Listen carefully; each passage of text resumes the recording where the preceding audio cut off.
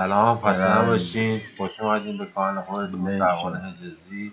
از کانال یوتیوبی سرمایه‌گذاری هست. امروز میخوام با یکی از ابزارهای هوش میگردیم مصنوعی تنفس شما را با تنفسی رو پیدا دنیای میکنیم هوش مصنوعی آشنا روش کنم کلیک و میکنیم. مقاله، کتاب و هر چیز اینجا ترجمه من دارین در 2 آپلود ثانیه فایل رو با چهار میزنم. هوش مصنوعی براتون انجام بده. تو مرورگرمون سرچ میکنیم ماشین شب یلدتون هم مبارک. ماشین کریسمستون پیشاپیش مبارک.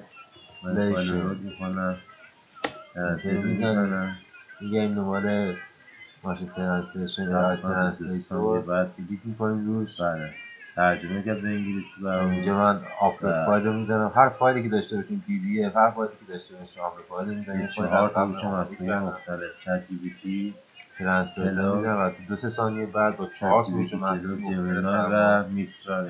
این خوشحال شدم که تا ترجمه حالا کرد. ما این نزدیکترین پایین‌تر لایک، کامنت و با جمینا سابسکرایب آخرین ممنون که نسخه ما جمینا برام سابسکرایب ترجمه کنید، کرد، با کامنت چت جی بزنید، پی تی لایک کنید. ممنون، ترجمه کرد، خیلی با ممنون. میستر آی ترجمه کرد و با کلود هم ترجمه کرد برام.